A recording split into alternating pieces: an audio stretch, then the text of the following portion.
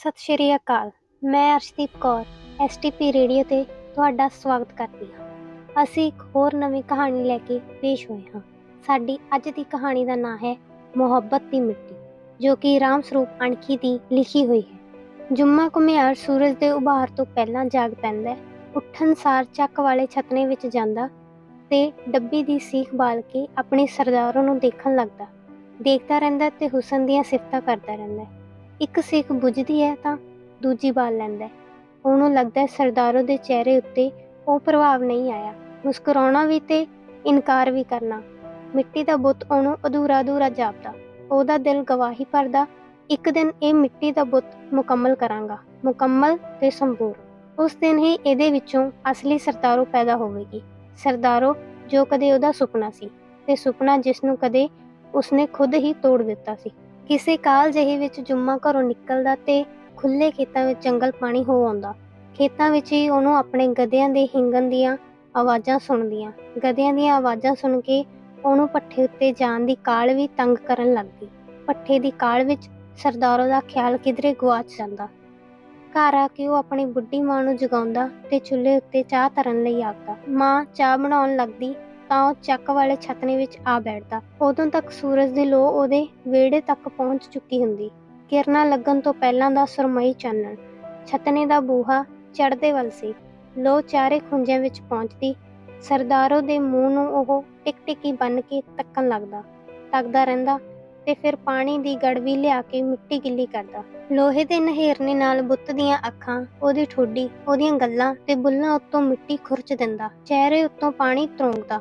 ਚਿਹਰੇ ਉੱਤੇ ਉਂਗਲਾਂ ਦੇ ਪੋਟੇ ਫੇਰਦਾ।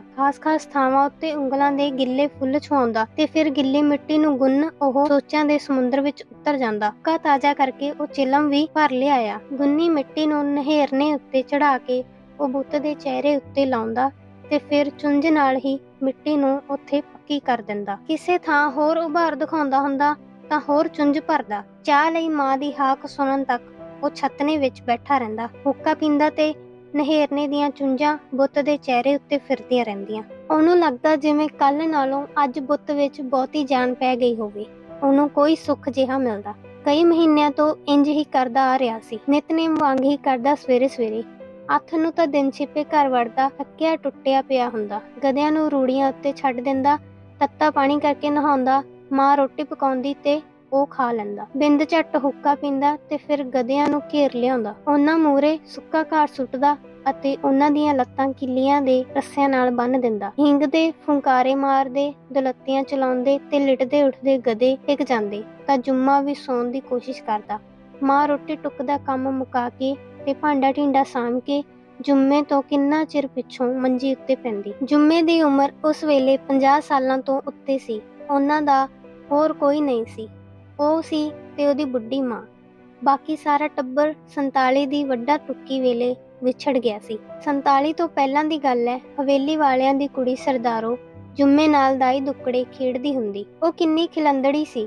ਹੱਸਦੀ ਤਾਂ ਗੱਲਾਂ ਉੱਤੇ ਟੋਏ ਪੈਂਦੇ, ਬਿਨਾਂ ਕਾਰਨ ਹੀ ਹੱਸਦੀ ਰਹਿੰਦੀ। ਗੱਲ ਉੱਤੇ ਜੁੰਮੇ ਨੂੰ ਖਿਜਾਉਂਦੀ। ਉਹਨਾਂ ਦਿਨਾਂ ਵਿੱਚ ਤਾਂ ਵੱਡੇ ਮੁੰਡੇ ਕੁੜੀਆਂ ਇਕੱਠੇ ਖੇਡਦੇ ਹੁੰਦੇ ਸਨ। ਹੁਣ ਵਰਗਾ ਜ਼ਮਾਨਾ ਨਹੀਂ ਸੀ। 16, 17 ਸਾਲਾਂ ਦੇ ਮੁੰਡੇ ਕੁੜੀਆਂ ਮਾਪਿਆਂ ਲਈ ਗੁੱਡੇ ਗੁੱਡੀਆਂ ਤੋਂ ਵੱਧ ਨਹੀਂ ਸਨ। ਅਗਵਾੜ ਦੀ ਧਰਮਸ਼ਾਲਾ ਵਿੱਚ ਉਹ ਸੋਤੇ ਤੱਕ ਖੇਡਦੇ ਰਹਿੰਦੇ, ਰੌਲਾ ਪਾਉਂਦੇ, ਚੀਕਾਂ ਮਾਰਦੇ। ਘਰ ਮੁੜਨ ਲੱਗੇ ਉੱਚੀ ਬੋਲਦੇ, ਮੂਰਲਿਓ ਖਿੱਚ ਲਓ ਡੋਰ, ਮਗਰਲਿਆਂ ਦੀ ਮਾਂ ਨੂੰ ਲੈ ਗਏ ਚੋਰ। ਤੇ ਫਿਰ ਜਦੋਂ 47 ਦੀ ਵੱਢਾ ਟੁੱਕੀ ਹੋਈ, ਜੁੰਮੇ ਦਾ ਪਿਓ ਤੇ ਉਹਦੇ ਦੋਵੇਂ ਚਾਚੇ ਇੱਧਰ ਹੀ ਮਾਰੇ ਗਏ। ਭੈਣਾਂ ਨੂੰ ਮਿਲਟਰੀ ਕੈਂਪ ਵਾਲੇ ਲੈ ਗਏ। ਉਹ ਤੇ ਉਹਦੀ ਮਾਂ ਹਵੇਲੀ ਵਾਲਿਆਂ ਦੇ ਘਰ ਨੀਰੇ ਵਾਲੀ ਸਬਾਤ ਵਿੱਚ ਛੁਪ ਕੇ ਬੈਠੇ ਰਹੇ।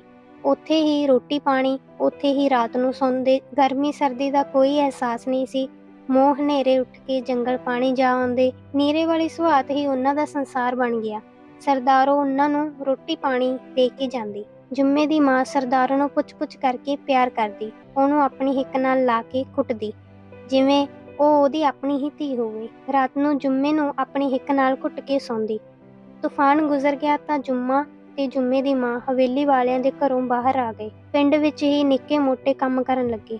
ਲੋਕਾਂ ਦੇ ਘਰਾਂ ਵਿੱਚ ਹੀ ਕੰਮ ਕਰਦੇ ਤੇ ਰੋਟੀ ਖਾ ਲੈਂਦੇ। ਰਹਿੰਦੇ ਵੀ ਲੋਕਾਂ ਦੇ ਘਰਾਂ ਵਿੱਚ ਹੀ ਜਿਵੇਂ ਉਹਨਾਂ ਨੂੰ ਆਪਣੇ ਘਰ ਤੋਂ ਡਰ ਲੱਗਦਾ ਹੋਵੇ, ਜਿਵੇਂ ਕੋਈ ਉਹਨਾਂ ਨੂੰ ਸੁੱਤਿਆਂ ਨੂੰ ਆ ਕੇ ਮਾਰ ਜਾਵੇਗਾ। ਤੇ ਫਿਰ ਉਹ ਆਪਣੇ ਹੀ ਘਰ ਆ ਗਏ ਤੇ ਘਰ ਵਿੱਚ ਕੋਈ ਵੀ ਨਹੀਂ ਸੀ। ਘਰ ਦੀਆਂ ਕੰਧਾਂ ਖੜੀਆਂ ਸਨ, ਘਰ ਦੀ ਛੱਤ ਕਾਇਮ ਸੀ। ਛਤਨੇ ਵਿੱਚ ਚੱਕ ਹੈਗਾ ਸੀ, ਇੱਕ ਪਾਸੇ ਨੂੰ ਡਿੱਗਿਆ ਪਿਆ। ਜੁੰਮੇ ਨੇ ਚੱਕ ਨੂੰ ਹਿਲਾਇਆ ਨਹੀਂ। ਹੁਣ ਤੱਕ ਵੀ ਉਹ ਚੱਕ ਉਵੇਂ ਦਾ ਉਵੇਂ ਹੀ ਪਿਆ ਹੋਇਆ ਸੀ, ਨਿਰਜਿੰਦ ਬੇਆਵਾਜ਼ ਤੇ ਛਾਪਲਿਆ ਹੋਇਆ, ਜਿਵੇਂ ਹੁਣੇ ਕੋਈ ਉਹਨੂੰ ਗੇੜਾ ਦੇਵੇ ਤਾਂ ਉਹ ਹਰਕਤ ਵਿੱਚ ਆ ਸਕਦਾ ਹੈ। 47 ਦੇ ਸਾਕੇ ਨੂੰ 8-10 ਵਰ੍ਹੇ ਲੰਘ ਗਏ। ਉਦੋਂ ਤੱਕ ਜੁੰਮੇ ਕੋਲ 4 ਗਧੇ ਤੇ 2 ਗਧੀਆਂ ਸਨ ਤੇ ਉੱਤੇ ਜਾ ਕੇ ਉਹ ਇੱਟਾਂ ਢੋਣ ਦਾ ਕੰਮ ਕਰਦਾ। ਮਾਂ ਘਰ ਵਿੱਚ ਰਹਿੰਦੀ, ਸੋਹਣਾ ਗੁਜ਼ਾਰਾ ਚੱਲ ਰਿਹਾ ਸੀ।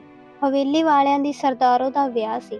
ਵਿਆਹ ਤੋਂ 4 ਦਿਨ ਪਹਿਲਾਂ ਉਹ ਅੱਧੀ ਰਾਤ ਨੂੰ ਘਰੋਂ ਉੱਠ ਕੇ ਜੁੰਮੇ ਕੋਲ ਆਈ, ਉਹਨੂੰ ਬਾਹੋਂ ਫੜ ਕੇ ਮੰਜੇ ਤੇ ਬਿਠਾ ਦਿੱਤਾ ਤੇ ਕਿੰਨਾ ਹੀ ਚਿਰ ਉਸਦੇ ਨਾਲ ਖੁਸਰ-ਫੁਸਰ ਕਰਦੀ ਰਹੀ। ਮਾਂ ਦੀ ਮੰਜੀ ਦੂਰ ਸੀ। ਜੁੰਮਾ ਮੰਨਿਆ ਨਹੀਂ, ਡਰ ਗਿਆ। ਐਡੀ ਵੱਡੀ ਚੱਟਾਨ ਨਾਲ ਉਹ ਮੱਥਾ ਕਿਵੇਂ ਲਾਉਂਦਾ? ਉਹ ਤਾਂ ਇੱਕ ਘੁਮਾਰ ਸੀ ਬਸ। ਹਵੇਲੀ ਵਾਲੇ ਤਾਂ ਜ਼ਿਮੀਂਦਾਰ ਸਨ, ਉਹ ਤਾਂ ਆਥਣ ਨੂੰ ਕਿਹੜਾ ਨਾ ਖਪਾ ਕੇ ਰੱਖ ਦਿੰਦੇ। ਤੇ ਫਿਰ ਜੁੰਮੇ ਤੇ ਜੁੰਮੇ ਦੀ ਮਾਂ ਨੇ ਉਹਨਾਂ ਦੇ ਘਰ ਦਾ ਲੂਣ ਵੀ ਤਾਂ ਖਾਧਾ ਹੋਇਆ ਸੀ। ਸਰਦਾਰੋ ਜਿਵੇਂ ਕੋਈ ਸ਼ਰਾਬ ਦੇ ਕੇ ਤੁਰ ਗਈ ਹੋਵੇ। ਬਸ ਉਹ ਦਿਨ ਸੋ ਉਹ ਦਿਨ ਜੁੰਮਾ ਪਿੱਤੇ ਵਾਂਗ ਸੁੱਕਣ ਲੱਗ ਪਿਆ। ਉਸ ਪਿੰਡ ਵਿੱਚੋਂ ਤੇ ਆਲੇ ਦੁਆਲੇ ਦੇ ਪਿੰਡਾਂ ਵਿੱਚ ਵੀ ਮੁਸਲਮਾਨ ਘੁਮਿਆਰਾਂ ਦਾ ਕੋਈ ਘਰ ਨਹੀਂ ਰਹਿ ਗਿਆ ਸੀ। ਇੱਧਰ ਹੀ ਖੁਰਦ-ਬੁਰਦ ਹੋ ਗਏ ਜਾਂ ਫਿਰ ਪਾਕਿਸਤਾਨ ਨੂੰ ਚਲੇ ਗਏ। ਪਹਿਲਾਂ ਪਹਿਲ ਤਾਂ ਕੋਈ ਆਸ ਵੀ ਨਹੀਂ ਸੀ, ਪਰ ਫਿਰ ਕਈ ਸਾਲਾਂ ਪਿੱਛੋਂ ਦੂਰ ਦਰਾਜ ਦੇ ਪਿੰਡਾਂ ਵਿੱਚੋਂ ਉਹਨੂੰ ਰਿਸ਼ਤੇ ਆਉਣ ਲੱਗੇ ਤਾਂ ਉਹ ਸਿਰ ਮਾਰ ਦਿੰਦਾ ਰਿਹਾ। ਜਿਵੇਂ ਔਰਤ ਦੀ ਤਾਂ ਉਹਨੂੰ ਲੋੜ ਹੀ ਨਹੀਂ ਸੀ। ਇੱਕ ਸਰਦਾਰੋ ਹੀ ਉਹਦੇ ਮਨ ਗੁੜ ਗਈ ਸੀ। ਉਹ ਹੁਣ ਨਹੀਂ ਸੀ ਤਾਂ ਦੁਨੀਆ ਵਿੱਚ ਹੋਰ ਔਰਤ ਹੀ ਕਿਹੜੀ ਰਹਿ ਗਈ ਸੀ। ਪਤਾ ਨਹੀਂ ਉਹ ਕਿਹੜੀ ਘੜੀ ਸੀ ਕਿ ਸਰਦਾਰੋ ਸਾਹਮਣੇ ਉਹਦੇ ਮੂੰਹੋਂ ਨਾ ਹੀ ਨਾ ਨਿਕਲਦੀ ਤੁਰੀ ਗਈ ਸੀ ਤੇ ਫਿਰ ਕਿਸੇ ਔਰਤ ਦਾ ਤਸਵਰ ਤੱਕ ਵੀ ਉਹਦੇ ਜ਼ਿਹਨ ਵਿੱਚ ਨਹੀਂ ਆਉਂਦਾ ਸੀ।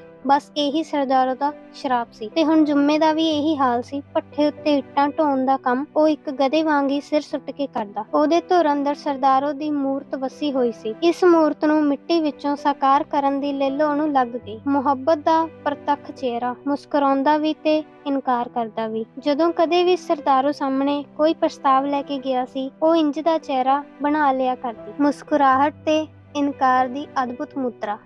ਤੇ ਹੁਣ ਜੁੰਮੇ ਦੀ ਸਾਰੀ ਜ਼ਿੰਦਗੀ ਉਸ ਚਿਹਰੇ ਨੂੰ ਫੜਨ ਵਿੱਚ ਲੱਗੀ ਹੋਈ ਸੀ। ਜ਼ਿੰਦਗੀ ਦਾ ਇੱਕ ਸਾਰਥਿਕ ਰੁਝੇਵਾਂ, ਇੱਛਾਵਾਂ ਦਾ ਕਾਲਪਨਿਕ ਸਮਰਥਨ। ਤੇ ਫਿਰ ਇੱਕ ਸਵੇਰ, ਸਰਦਾਰੋ ਦੀ ਗੋਦੀ ਨਵਾਂ ਬਾਲ ਸੀ। ਉਹਦਾ ਪੁੱਤਰ ਉਮਲ ਥੱਲੇ ਡਿੱਗਣ ਨੂੰ ਕਰਦਾ। ਸਵੇਰੇ ਸਵੇਰੇ ਜੁੰਮਾ ਬੁੱਤ ਦੇ ਚਿਹਰੇ ਉੱਤੇ ਮੁਹੱਬਤ ਦੀ ਆਖਰੀ ਮਿੱਟੀ ਚੜਾ ਰਿਹਾ ਸੀ। ਅੱਜ ਬੁੱਤ ਨੇ ਮੁਕੰਮਲ ਹੋ ਜਾਣਾ ਸੀ, ਮੁਸਕਰਾਹਟ ਤੇ ਇਨਕਾਰ ਦੀ ਸੰਤੁਲਿਤ ਮਾਤਰਾ ਵਿੱਚ। ਨਹਿਰਨੇ ਦੀ ਚੁੰਝ ਬਹੁਤ ਤੇਜ਼ੀ ਨਾਲ ਚੱਲ ਰਹੀ ਸੀ, ਆਪਣੇ ਪੂਰੇ ਵੇਗ ਵਿੱਚ। ਸਰਦਾਰੋ ਨੇ ਛਤਨੇ ਅੱਗੇ ਆ ਕੇ ਜੁੰਮੇ ਨੂੰ ਹਾਕ ਮਾਰੀ। ਇੱਕ ਬਿੰਦ ਚੁੰਝ ਰੁਕੀ। ਜੁੰਮਾ ਮੋਢੇ ਉੱਤੋਂ ਦੀ ਝਾਕਿਆ। ਸਰਦਾਰੋ ਨੂੰ ਪਹਿਚਾਣਿਆ ਸੀ, ਪਰ ਹੂੰ ਕਹਿ ਕੇ ਦੂਜੇ ਬਿੰਦ ਹੀ ਆਪਣੇ ਕੰਮ ਵਿੱਚ ਰੁੱਝ ਗਿਆ। ਇਹ ਕੰਮ ਉਹਨੇ ਪਹਿਲਾਂ ਨਿਬੇੜਨਾ ਹੋਵੇਗਾ। ਸਵੇਰ ਹੋ ਗਈ, ਭੱਠੇ ਉੱਤੇ ਵੀ ਜਾਣਾ ਸੀ। ਸਰਦਾਰੋ 2 ਪਲ ਰੁਕੀ ਅਤੇ ਉਸਦੀ ਪਿੱਠ ਉੱਤੇ ਨਜ਼ਰਾਂ ਤਿਲਕਾਉਂਦੀ ਜੁੰਮੇ ਦੀ ਬੁੱਢੀ ਮਾਂ ਵੱਲ ਚਲੀ ਗਈ। ਕੰਮ ਮੁਕਾ ਕੇ ਜੁੰਮਾ ਉੱਠਿਆ।